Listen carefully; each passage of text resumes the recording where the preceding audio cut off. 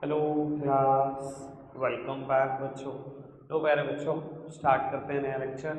बाबू पहले आज इंस्ट्रक्शन शुरू सुन लो कुछ बैच स्टार्ट करने से पहले। एक तो आज ये चैप्टर खत्म होता है, ठीक है जी। कल क्या होगा बेटा, एक एक बच्चे से ना पहले पूरे फॉर्मेट सुना जाएगा, बैलेंस शीट एसपीएल अंदर अंदर तक जितना भी कुछ लिखा होगा, ठीक है जी। ऐसा हो सकता है, मुझे भी पता है, एक घंटे में शायद सबसे ना सुना जाए। कुछ को मैं अर्ली बुलाऊंगा, कुछ को मैं लेट बुलाऊंगा, आ जाना। या तो बिल्कुल रेडी हो के आओ 4:30 बजे और सीधा सुनाना शुरू कर दो। अगर आपने कहा जी मैं अभी पढ़ूंगा, जी ये करूंगा वो करूंगा, 11वीं क्लास के बैच में तसल्ली से बैठना, 8 बजे सुनेंगे आपसे, ठीक है। लेट की बात यह है, अर्ली की बात यह है, आप आ जाओ 2:30 बजे आ जाओ। जिसको अर्ली सुनाना है और अकाउंट्स का बैच अटेंड नहीं करना कल के दिन, 2:30 बजे आए, 2:30 बजे मुझे सुना चाहिए, वो कल अकाउंट्स का बैच अटेंड नहीं करेगा और 4:30 बजे उसकी छुट्टी है, ठीक है। सारों के साथ ये हो नहीं पाएगा, मैं एडवांस बता दूं, कहीं 2:30 बजे आ जाए 10 बच्चे, वो भी नहीं हो पाएगा। 10 बच्चों से नहीं सुना जा सकता। 3 या 4 के लिए फैसिलिटी होगी, मैसेज छोड़ देना, जो first come first serve basis है। दिन शुरू के 3-4 के मैसेज आगे उन्हें मैं बोल दूंगा 2:30 बजे आ जाना, वरना मैं बोलूंगा 4:30 होगा। समझ में आ गई बात क्या है। जिन्होंने कहा जी मैं यहाँ बैठ के पढ़ूंगा, पढ़ बेटा, फिर तसल्ली से पढ़, फिर टेंशन नहीं मिली। फिर वो 4:30 पढ़ना शुरू करेगा, 8 बजे तक पढ़ता रहेगा, 8 बजे सुनूंगा उससे, जब मैं फ्री हो जाऊंगा सारे बच्चे से, ठीक है। ये चैप्टर के अलावा इस बुक में कुछ नहीं है, ध्यान रखना। मैं जब भी कुछ चैप्टर शुरू करूंगा इसकी रेफरेंस लूंगा, मैं कहूंगा जी ये मैंने पढ़ाया था, फिर ये ना कह देना कहाँ पढ़ाया था। क्लियर है? कल का दिन समझ में आ गया कैसे चलेगा। 3 या 4 बच्चों के लिए 2:30 बजे की प्रेफरेंस होगी, उसके बाद 4:30 से 5:30 10 एक बच्चे में कवर कर पाऊंगा, और उसके बाद 8 बजे के बाद लल्लू लाल्लो के लिए टाइम, ठीक है जी। बाबू अब मैं आज का लेक्चर शुरू करता हूँ और ख़त्म करता हूँ एसपीएल को। बेटा कल ना मैंने नोट नंबर 3, 4, 5 पर आखिरी में जाते हुए चर्चा करी थी, cost of material consume, purchase of SIT और change in the inventory of WIP, finish goods and SIT. मैंने पूरी कोशिश करी थी कि आपको अच्छे से समझ में आए वो बात। अब मुझे नहीं पता कितनों को कितना समझ में आया। अच्छा, जो बच्चे प्रेजेंट थे किसी को प्रॉब्लम आई थी क्या?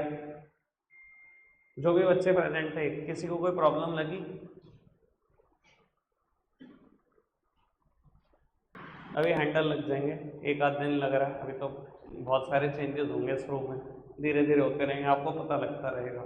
चलो बाबू, किसी की कोई प्रॉब्लम है तो ही मैं रिवीजन कराऊँ, नहीं है तो मैं आगे बढ़ जाऊँ बढ़ जाऊँ आगे फिर, ठीक है जी। बाबू मैं डिस्कशन स्टार्ट कर रहा हूँ फिर नोट नंबर 4, सॉरी 6, 7, 8 और 9 पर। बेटा मैं वैसे शॉर्टकट बता देता हूँ, इसका शॉर्टकट था CPC EFDO, cost of material consumed, purchase of SIT, change in the inventory of finished goods WIP, SIT, employ benefit expenses, finance cost, depreciation and amortisation और अदर एक्सपेंसेस। तो बाबू आज मेरा चर्चा का विषय यही 4 नोट नंबर है और उसके बाद एसपीएल भी खत्म। चलो जी लिखना शुरू कर दो मेरे साथ साथ फटाफट से।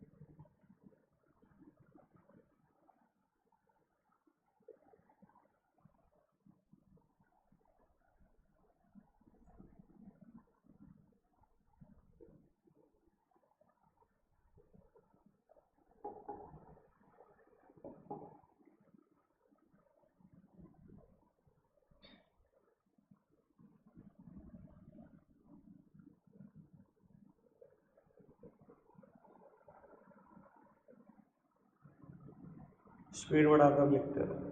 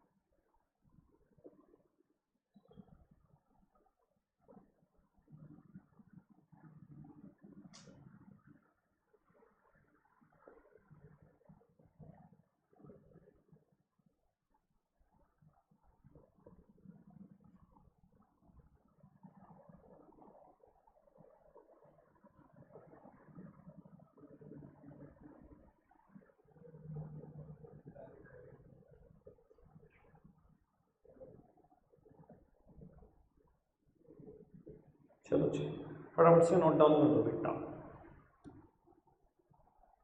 एसपीएल का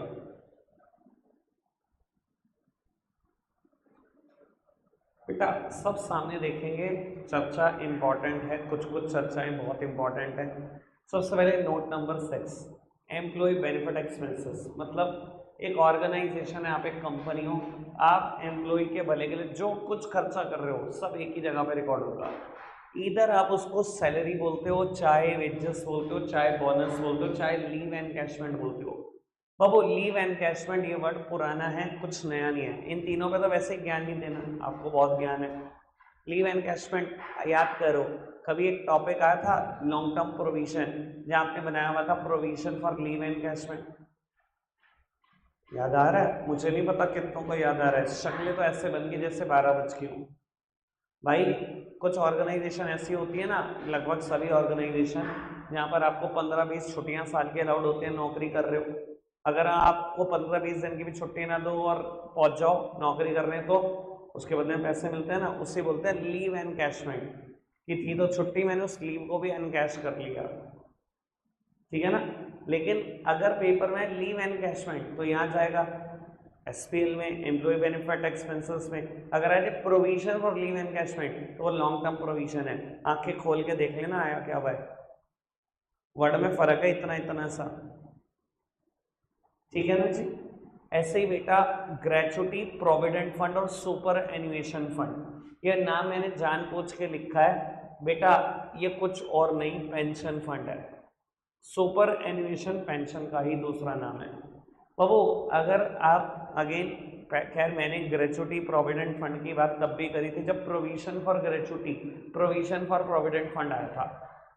देख लेना पेपर में नाम क्या हुआ है, पेंशन। इन तीनों वर्ड का ना रिटायरमेंट बेनिफिट है, ये तीनों वर्ड रिटायरमेंट में मिलते हैं। सर मैंने इसकी बात मैक्रो इकोनॉमिक्स में भी बहुत ज़्यादा की है आपके साथ, ऐसा नहीं है कि अकाउंट्स में नहीं करी। जब प्रोविजन फॉर ग्रेचुटी और प्रोविडेंट फंड आया था डिस्कस किया था। पेंशन क्या होता है मैं एक बार हल्का सा बता देता हूँ बाबू।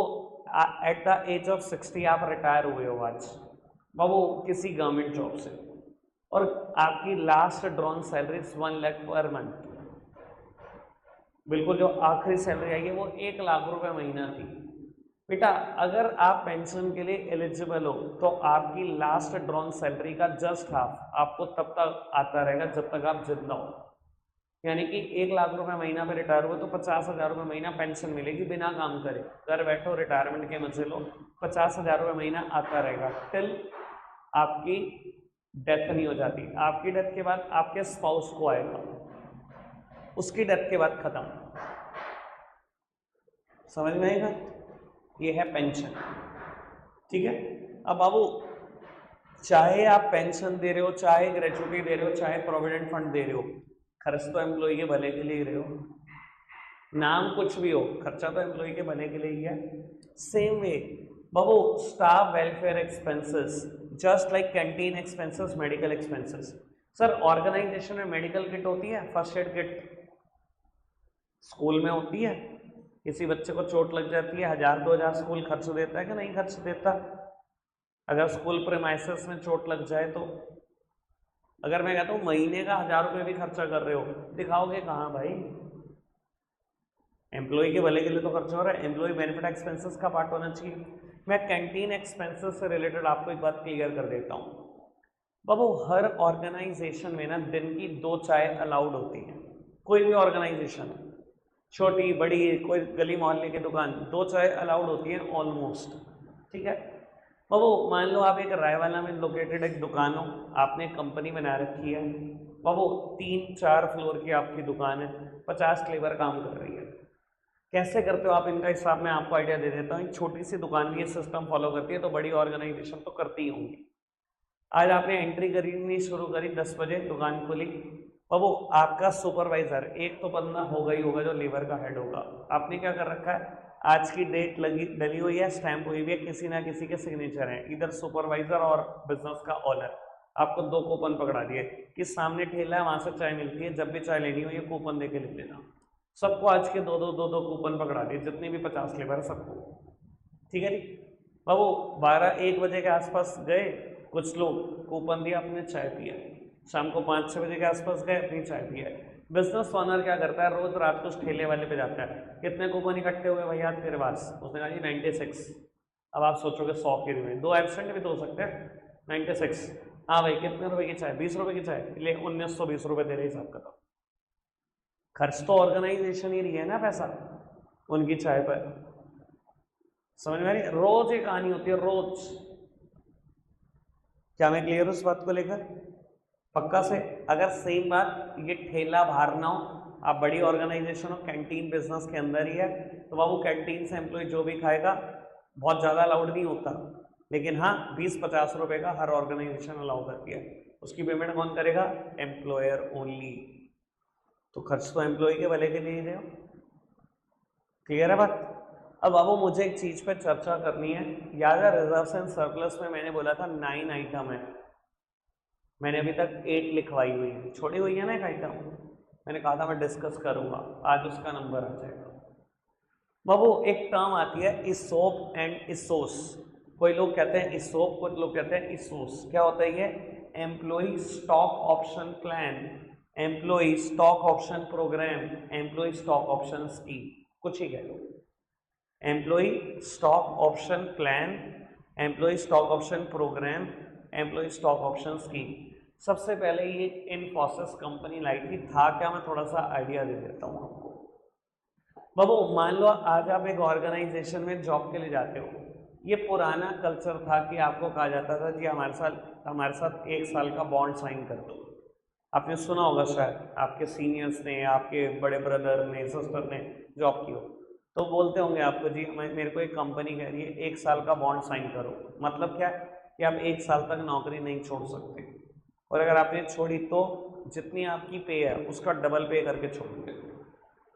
मान लो आपकी सैलरी 70,000 रुपये महीना, और आप 2 महीने पहले नौकरी छोड़ना चाहते हो, बॉन्ड साइन है 1 साल का, 10 महीने में नौकरी छोड़ना चाहते हो, 2 महीने में कितने मिलते हैं आपको?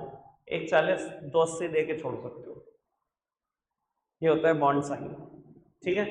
पर बाबू अगर आप बॉन्ड साइन करा भी लो तो भी बेटा ऑर्गेनाइजेशन कुछ बहुत खास फायदे में नहीं रहती। आप एक एम्प्लॉय हो, आज आप मेरी ऑर्गेनाइजेशन में जॉब करने आए हो, मैंने आपकी ट्रेनिंग पर 20 लाख रुपए खर्च कर दिए, 10 लाख खर्च कर दिए, 8 लाख खर्च कर दिए। ऑर्गेनाइजेशन बहुत मोटा खर्चा करती है अपने एम्प्लॉय की ट्रेनिंग पर। सर आपकी ट्रेनिंग पर हमने 8 लाख खर्च कर दिया, आपसे बॉन्ड साइन करा दिया, 1 साल तक आप जॉब नहीं छोड़ोगे। अब 1 साल में हम आपसे 8 लाख रुपए निकाल नहीं पाए, क्योंकि उस साल भी हमने आपको सैलरी दिया लाख रुपए महीना, 8 लाख आपकी ट्रेनिंग पे खर्च करे, फिर आपको लाख रुपए महीना सैलरी दे रहे, पर हम आपसे 8 लाख रुपए निकलवा भी नहीं पाए वो ट्रेनिंग के जो हमने आपके ऊपर खर्चे। 1 साल का आपने बॉन्ड साइन किया हुआ था, आपने जैसे 1 साल पूरा हुआ जॉब छोड़ दी, हमसे काम भी सीख गए और हमें उतना दे के भी नहीं गए। मानते हो ऑर्गेनाइजेशन के लिए परेशानी है। अब किसी किसी ऑर्गेनाइजेशन में 20-20 हज़ार एम्प्लॉय भी हैं, वो तो करोड़ों रुपए सिर्फ सैलरी पे, सिर्फ ट्रेनिंग पे खर्चते हैं, करोड़ों रुपए।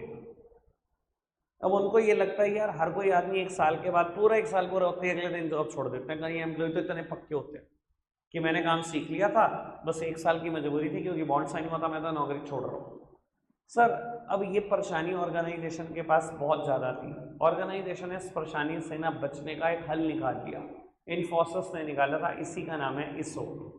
मान लो बाबू आपकी ज्वाइनिंग हुई 1 अप्रैल 2022 को, 21 कट, ठीक है। आपसे कोई बॉन्ड साइन नहीं करा, आपको एक लालच दे दिया आज ही कि अगर आप हमारी ऑर्गेनाइजेशन में 3 साल तक टिक गए तो हम क्या करेंगे, आपको अपनी कंपनी का 1000 शेयर बाय करने का एक ऑप्शन देंगे at a price of 400 only. बाबू मान लो इन्फोसिस कंपनी के शेयर का दाम आज चल रहा है 800 रुपये, मार्केट प्राइसेस 800 पर शेयर, ठीक है जी। आपको हमने ऑप्शन दिया है कि आपको 400 पे बाय करने का मौका है, एक्सरसाइज प्राइसेस 400 और कितने शेयर का ऑप्शन दिया है, 1000 शेयर का, नंबर ऑफ इक्विटी शेयर 1000, यानी कि बाबू आप 4 लाख देकर मुझसे 8 लाख का सामान ले सकते हो, पर मेरी शर्त है 3 साल तक टिको। आपको कहा गया 3 साल के बाद व्हाटएवर द मार्केट प्राइस में भी हम आपको ऑप्शन देंगे कि आप मेरी कंपनी के 1000 शेयर खरीद सकते हो 400 के दाम पर, ठीक है बाबू। अब देखना है एम्प्लॉय के साथ क्या होगा। चल रही है गाड़ी, चल रही है चल रही है चल रही है, 1 साल पूरा हो गया, 31 मार्च 22 आ गए। एम्प्लॉय को लगा यार बहुत परेशान करा मुझे जॉब पर, मैंने बहुत गालियां खाई अपने सुपरवाइजर की, मैं ये कंपनी छोड़ देता हूँ, बिल्कुल बेकार कंपनी है।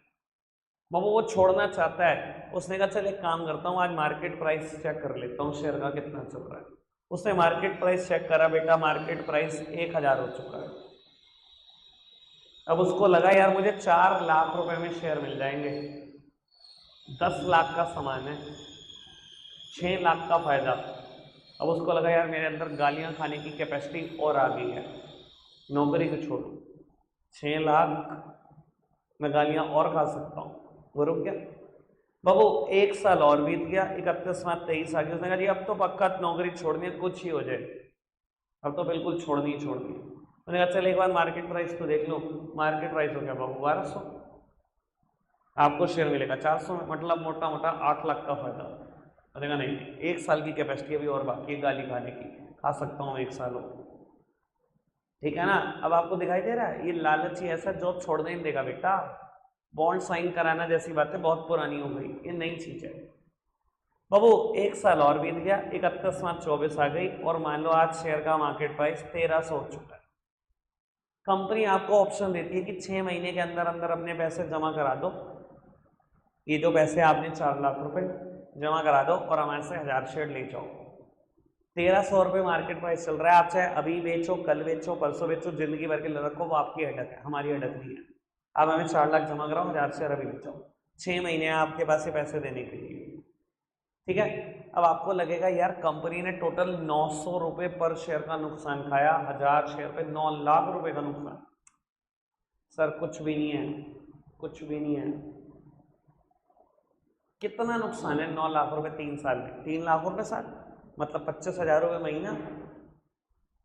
अगर आप एम्प्लॉई एक अच्छा एम्प्लॉय रिटेन कर पाओगे ना तो 2-2 लाख रुपए महीने का काम निकलवा लोगे, 25,000 रुपये महीना खर्च भी दिए तो क्या मानते हो इस चीज को। अगर एम्प्लॉय जॉब छोड़ के चला जाएंगे और ये बड़ा अच्छा एम्प्लॉय हो आपकी ऑर्गेनाइजेशन का तो आपको लगेगा ज्यादा नुकसान हुआ, कभी भी कैलकुलेट करके देख लेना। तो बाबू अच्छे एम्प्लॉयज को ऑर्गेनाइजेशन इस तरीके से रिटेन करती है, इसे बोलते हैं ESOP, employee stock. Stock word share के लिए लगाया जाता है, स्टॉक ऑप्शन प्लान। समझ आई बेटा बात, कोई दिक्कत कोई परेशानी तो नहीं। अब बाबू ये रिजर्व्स एंड सरप्लस में कैसे चला जाता है, बात सिर्फ ये होती है,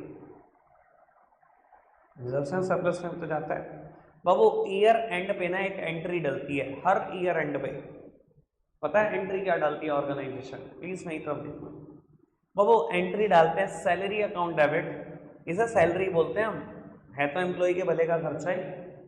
salary account debit to ESOP account, please मेरी तरफ देखना बाबू। ये एंट्री डाली जाती है मार्केट प्राइस और एक्सरसाइज प्राइस का डिफरेंस, 1000 और 400 का difference 600 multiplied by 1000 share, 6 lakh रुपए से एंट्री डाली। ये सैलरी एम्प्लॉय बेनिफिट एक्सपेंसेस में चली गई, खर्चों में चली गई। ये इसोप कायदे से लाइबिलिटी है हमारी, लाइबिलिटी है ना 6 लाख रुपए की। बाबू जाना तो चाहिए था लाइबिलिटी में, पर बेटा कंपनीज एक्ट कहते हैं इसको रिजर्व एंड सरप्लस में दिखाओ। ये मेरा लॉस ही है, मेरा खर्चा ही तो है। कल को एम्प्लॉय जिस दिन मुझे पैसे दे देगा, मुझे शेयर देने ही तो पड़ेंगे, मुझे तो 6 लाख का चूना लगेगा। 1 साल के बाद एंट्री फिर क्या डलेगी, इन दोनों के डिफरेंस से एंट्री डलेगी, क्योंकि मैं इस एक्सटेंट तक लाइबिलिटी रिकॉर्ड कर चुका हूं। 6 लाख रुपए की लाइबिलिटी मैंने रिकॉर्ड कर दी। बाबू अब कितना और बढ़ गया, 2 लाख का और लॉस हो गया, 200 रुपए पर शेयर और बढ़ गया 1000 शेयर का। अगले साल एंट्री डालूंगा सैलरी टू इसॉप 2 लाख, तीसरे साल एंट्री डालूंगा ESOP to salary to ESOP 1 lakh, 6 lakh 2 lakh 1 lakh, 1300 minus 1200, 1 lakh ऐसे आया। टोटल 9 लाख की लाइबिलिटी रिकॉर्ड करी। देखो 9 लाख का ही तो डिफरेंस आ रहा है, 1300 माइनस 400, 900 मल्टीप्लाइड बाय 1000, ऐसे रिकॉर्ड होती है।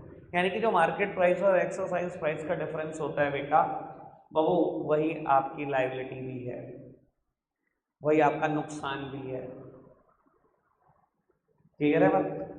आपको क्या जर्नल एंट्री का कुछ करना है? कुछ नहीं। क्या आपको कुछ टेबल बनानी? कुछ नहीं। इस सब का मतलब समझाना था मैंने, पूरी पीएचडी करानी थी, मैंने करा था। समझ में आई ना?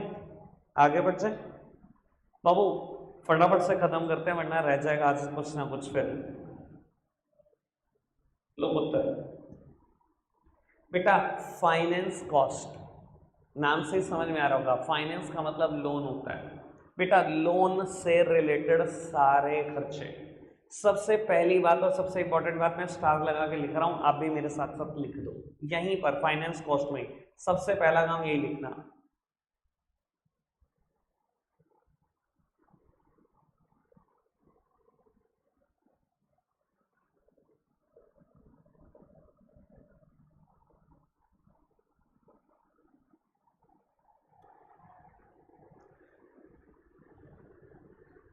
ठीक है बाबू। मैंने लिखा bank charges are not included in finance cost. बेटा अगर बैंक आपसे कोई चार्जेस ले रहा है, वो लोन लेने का खर्चा नहीं है, वो लोन से रिलेटेड खर्चा नहीं है। मान लो बेटा मैं आज सेविंग अकाउंट खुलवाता हूँ और उसमें मेरे ऊपर बैंक चार्जेस लगते हैं, एटीएम चार्जेस लगते हैं, मोबाइल चार्जेस लगते हैं, एसएमएस चार्जेस लगते हैं। सर बड़ी सीधी सी बात है, ये कोई मैंने लोन ले रखा है? बैंक अगर कोई सर्विस आपको दे रहा है तो उसके लिए बैंक चार्जेस लेता है, ये कोई लोन से रिलेटेड खर्चा नहीं है। कभी भी बैंक चार्जेस काम आए फाइनेंस कॉस्ट मत लिख देना, वो कहाँ जाएगा मैं भी आपसे डिस्कस कर देता हूँ 5 मिनट को। बाबू लोन से रिलेटेड सारे खर्चे मैंने लिखे हैं, कुछ नाम आपने कभी नहीं सुने होंगे, उनकी चर्चा मुझे करनी है स्पेशली।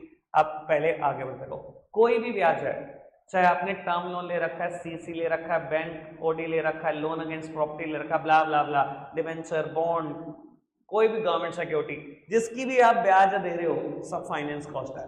कोई दिक्कत कोई परेशानी इसमें तो होनी नहीं चाहिए। समझ आई बात? आगे बढ़े बाबू। 2 बातें मैं और अच्छे से क्लियर कर दूं, ये दोनों हो गई। मेरे को डिस्कस करना है गारंटी चार्जेस और कमिटमेंट चार्जेस। बाबू ये सीसी अकाउंट में लगते हैं चार्जेस। सीसी याद है आपको क्या होती थी? जितने पैसे निकालो उतने पे ब्याज देना, मैंने अच्छे से क्लियर किया है। कैश क्रेडिट लिमिट, बाबू आपने बैंक में ना 25 लाख की सीसी लिमिट बना रखी है, ठीक है? कभी 20,000 निकालते हो, कभी 25,000, कभी लाख, कभी 2 लाख, कभी भी ना आपका ट्रेंड देखा गया 2 लाख से ज्यादा आपने निकाले नहीं। बैंक ने लिमिट 25 लाख की बनाई हुई है, आपके लिए बैंक 25 लाख रोक के चलता है, लेकिन आप 2 लाख से ज्यादा नहीं निकालते। एक दिन ब्रांच मैनेजर ने आपको अपने रूम में बुला दिया कि सर आपके ऊपर हम गारंटी चार्जेस कमिटमेंट चार्जेस लगा रहे हैं। एक ही बात है दोनों, मैंने अलग अलग लिखी हुई है, बिल्कुल एक बात है। आपने पूछा जी ये क्या होता है? कहता देखो हमने आपको कमिटमेंट दिया, हम आपको 25 लाख देंगे। मैंने जी बिल्कुल दी हुई है। कहता आप निकालते हो कभी? मैंने जी मैं तो नहीं निकालता, मुझे जरूरत ही नहीं है, 2-3 लाख की जरूरत होती है वही निकालता हूँ बस। कहते हैं लेकिन आप हमारे एंगल से सोचो, अगर हम किसी और को लोन देते हमें ब्याज मिलती? बैंक को ब्रांच मिलती, बैंक को ब्याज मिलती कि नहीं मिलती? एक बात बताओ, मिलती ना अगर किसी और को लोन देते? कहते हमने आपके लिए 25 लाख रुपए रोके हुए हैं, हम 2 लाख से ज्यादा निकालते नहीं हो। ये जो 23 लाख आप बिल्कुल नहीं निकालते, इस पर हमें गारंटी चार्जेस चाहिए, ठीक है जी? और आप कौन हो? आप एक कंपनी हो, अगर आप गारंटी चार्जेस पे कर रहे हो तो लोन से रिलेटेड खर्चा ही तो है। क्लियर है बात? समझ में आ रही है? गारंटेड चार्जेस, कमिटमेंट चार्जेस क्या चीज है? वो ऐसे ही लोन प्रोसेसिंग फी। सर जब भी आप बैंक से लोन लेने जाते हो एक प्रोसेसिंग फीस जरूर रहती है। मैंने डिटेल में डिस्कस करता हूँ जब मैं इक्विटी शेयर प्रेफरेंशियल डिबेंचर वो वाली टेबल बनाता हूँ, याद होगा आपको। लोन प्रोसेसिंग फीस का डिस्कशन मैंने बहुत बार किया हुआ है, नहीं भी किया हुआ बता दूंगा क्या होते हैं जब भी इक्विटी शेयर प्रेफरेंशियल डिबेंचर की डिस्कशन करूंगा। आपके पास आएगा थर्ड बुक में, वरना बिजनेस स्टडीज में भी आने वाला है वो टॉपिक। ठीक है जी, आगे बढ़े बाबू। एक्सपेंसेस ऑन डिपॉजिट मोबिलाइजेशन, काम की बात, ज्यादातर टीचर एक्सप्लेन भी नहीं कर पाते इन चीजों को। बाबू अगर आप एक फाइनेंस कंपनी हो, फाइनेंस कंपनी किसको बोलते हैं कल बताया था, बैंक को। अगर आप खुद एक बैंक हो, फाइनेंस कंपनी हो और आप अपने अकाउंट्स फाइनलाइज कर रहे हो, ठीक है, आप अपना एसपीएल बना रहे हो, सर जितनी भी ब्याज आप सेविंग अकाउंट, एफडी, आरडी पर देते हो सारा का सारा खर्चा है एक्सपेंसेस ऑन डिपॉजिट मोबिलाइजेशन। समझाने के लिए एक बात बोलता हूँ, मैं बैंक, आप सबने मेरे यहाँ सेविंग अकाउंट खुलवा रखा है, मैंने आपको ब्याज दी, इस साल भी ब्याज आपको 50,000 रुपये सिर्फ ब्याज दी, सर आपके लिए वो डिपॉजिट्स है। बैंक के एंगल से तो सोचो, बैंक के लिए तो बेटा वो काइंड ऑफ लोन ही है। बैंक तो ये सोचेगा ना मैंने लोन ले रखा है इन आदमियों से, बैंक को तो ब्याज देनी पड़ती है ना आपके पैसों पर। तो बाबू आपको नहीं लगता ये बैंक की फाइनेंस कॉस्ट है?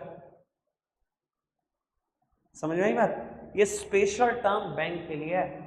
अगर आप फाइनेंस कंपनी हो या खुद में ही बैंक हो तो बाबू अगर कोई टर्म लिखी हुई है एक्सपेंसेस ऑन डिपॉजिट मोबिलाइजेशन, तो ये सेविंग बैंक अकाउंट, एफडी और आरडी पे ब्याज है और कुछ नहीं। ठीक है जी।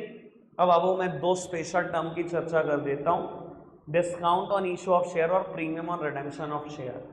एक वर्ड लिखा हुआ है रिटर्न ऑफ रिटर्न ऑफ, मैं बताऊंगा क्यों लिखा हुआ है। बाबू discount on issue of debenture और premium on redemption of debenture दोनों ही लॉस होते हैं। कैसे समझाता हूं बाबू। जैसे आप कोई प्रोडक्ट खरीदते हो तो बेटा प्रोडक्ट के ऊपर एमआरपी होती है। जब भी हम कोई सिक्योरिटी खरीदते हैं, इधर डिवेंचर और बॉन्ड्स और गवर्नमेंट सिक्योरिटी और म्यूचुअल फंड और शेयर्स, उन सबकी एक फेस वैल्यू होती है, यानी कि एमआरपी और फेस वैल्यू में कोई अंतर नहीं होता।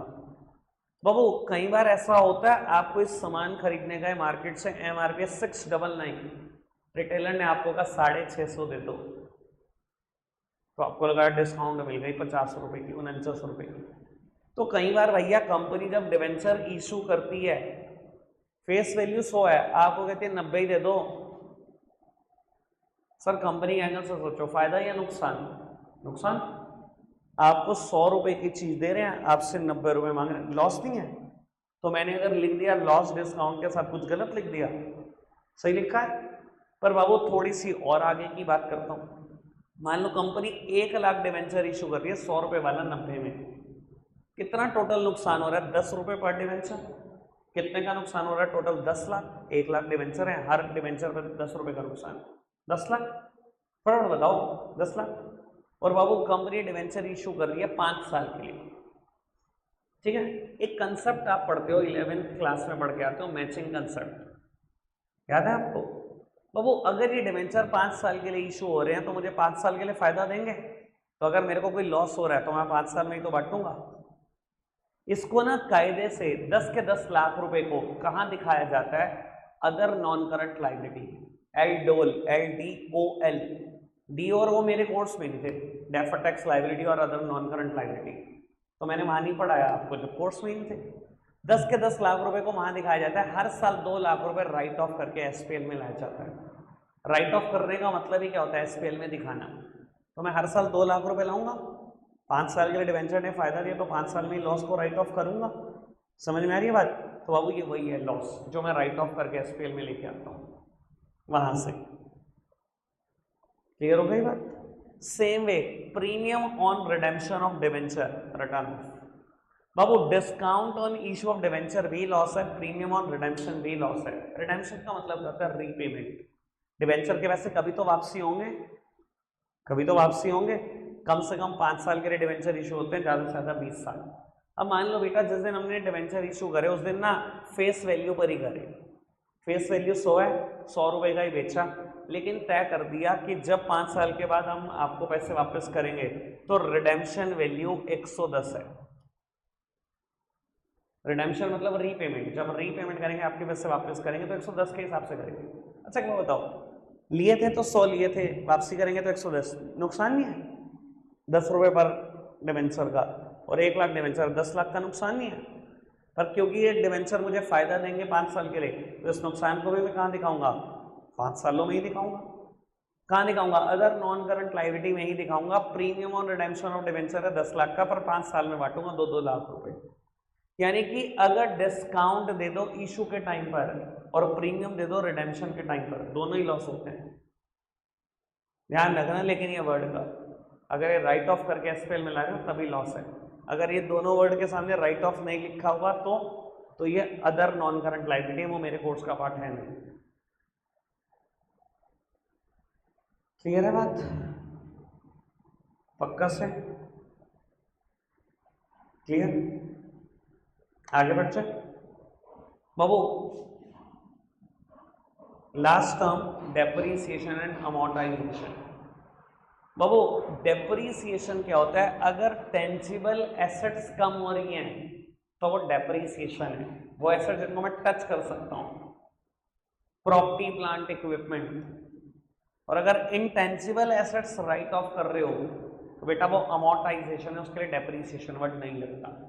कहने के लिए एक बात बोलता हूं बाबू, आप एक मैनकाइंड कंपनी हो जिसने एक इन्वेंशन करा, एक कैंसर को क्योर करने की ड्रग बना दी, पर आपने रिसर्च पे बेटा पैसा खर्च कर दिया 1700 करोड़, 1700 करोड़, और सरकार से पेटेंट ले लिया। पेटेंट एक इंटेंजिबल एसेट्स है, ये फॉर्मूला आपके नाम पर रजिस्टर हो गया जिस फॉर्मूला के थ्रू आपने मेडिसिन बनाई। सरकार ने आपको पेटेंट दे दिया फॉर 17 ईयर्स कि 17 साल के लिए इस फॉर्मूले का कोई भी इस्तेमाल नहीं कर सकता, 17 साल तक ये फॉर्मूला आपका होगा, बनाओ जितनी मेडिसिन बनाते हो, बेच लो जितनी बेचते हो। तो भाई हमें एक इंटेंजिबल एसेट्स रिकॉर्ड करता था नोन एज पेटेंट। अब आप बात समझो, इस 17 साल के लिए तो बेनिफिट दे रहा है, तो 17 सालों में तो खत्म करूंगा इसको। 1700 करोड़ डिवाइडेड बाय 17, यानी कि हर साल कितना खत्म कर रहे हैं, 100 करोड़। हर साल बेटा इंटेंजिबल एसेट्स में से 100 करोड़ कम करूंगा, और हर साल 100 करोड़ को कहाँ लेकर आऊंगा, एसपीएल में। इसे क्या बोलूंगा, डेप्रिसिएशन, इसे बोलेंगे अमोर्टाइजेशन। कभी भी इंटेंजिबल एसेट्स को राइट ऑफ करोगे, इंटेंजिबल एसेट्स को कभी भी राइट ऑफ करोगे, इससे बोलेंगे अमोर्टाइजेशन। टेंजिबल एसेट्स के लिए वर्ड लगता है डेप्रिसिएशन। अब बाबू आपका क्वेश्चन उठ सकता है कि नोट नंबर 9 क्यों नहीं लिखा, अदर एक्सपेंसेस। बाबू जो आपने 3, 4, 5, 6, 7, 8 में नहीं पढ़े, सब अदर एक्सपेंसेस हैं। बैंक चार्जेस भी, बैंक चार्जेस फाइनेंस कॉस्ट नहीं है, कहाँ जाएगा, और तो कोई जगह बची नहीं। Other expenses, travelling and conveyance कहीं पढ़ा, stationery and printing, legal fees, auditing fees कहीं पढ़ा, carriage inward, carriage outward, cartage, बड़े सारे खर्चे हम 11th क्लास में पढ़ के आते हैं, कहीं आए, सब अदर एक्सपेंसेस। ठीक है जी बाबू, 2-3 प्रॉब्लम है बच्चों की छोटी छोटी, 1-8 मिनट की मैं ले लेता हूं, जिसकी प्रॉब्लम नहीं आएगी वो 1 मिनट के बाद जा सकता है। बेटा सबसे पहले मुझसे पूछा गया इलस्ट्रेशन नंबर 16 का 6 पार्ट। बाबू ये एक कंटेंजेंट लायबिलिटी और कमिटमेंट है जो कि मेरे कोर्स का पार्ट नहीं है, पास्ट में थी तो कोर्ट पेपर में आती थी, अब तो ये प्रॉब्लम है ही जब पेपर का पार्ट ही नहीं है। 19A इसमें लिखा हुआ है बेटा लॉन्ग टर्म लोन्स, और इसी का बी पार्ट लिखा था शॉर्ट टर्म लोन्स। बाबू मेरी बात सुनो, आपने नॉन करंट लायबिलिटी पढ़ी थी, एल्डोर पढ़ा था, long term borrowing, deferred tax liability, other non current liability, long term provision. ऐसे ही एस्टोस पढ़ा था करंट लायबिलिटी में, शॉर्ट टर्म बोरोइंग ये था। शॉर्ट टर्म बोरोइंग में ना मैंने आपको एक बात लिखवा दी थी, अदर लोन, और ये भी बोला था बेटा पेपर में ना बहुत बार देता है टर्म शॉर्ट टर्म लोन, ये बोला था मैंने। अगर आप कहते हो मैं वीडियो दिखा देता हूँ। अदर लोन मैंने लिखवाया था, जानबूझ के लिखवाया था, और मैंने ये बोला था बेटा अगर कभी नाम आ जाए ना ऐसे शॉर्ट टर्म लोन तो लिख देना, समझ जाना अदर लोन में कवर हो जाएगी। अरे पहली बात उसने शॉर्ट टर्म दे दिया, ये तो समझ ही ना हो ना बेटा कि करंट लायबिलिटी का पार्ट होगा। अब लोन कहाँ आते हैं भैया, ना तो ट्रेड पेबल में आते, ना अदर करंट लायबिलिटी में आते, ना वो शॉर्ट टर्म प्रोविजनिंग में आते, एक ही जगह बचती है। सेम वे अगर लॉन्ग टर्म लोन पूछ लिया तो मुश्किल थोड़ी कुछ कर दिया, लॉन्ग टर्म बोरोइंग में जाएगा। अब ये समझो बेटा मैंने 99.99% आइटमें लिखवा दी हैं, 0.01% रह सकती है, मुझसे भी रह सकती है, ठीक है ना जी। कोई इतना भी करा देना चैप्टर में मान जाऊं भाई, कोई दिक्कत तो नहीं। अब रही बात ये इस इलस्ट्रेशन की, सिर्फ पानी की प्रॉब्लम मैं अलग से ले लेता हूँ, आप सब जा सकते हैं। कल का मैंने तरीका बता दिया, मैं दोबारा बता देता हूँ, रख देते हैं, आज के लिए इतना ही है, बाय बाय।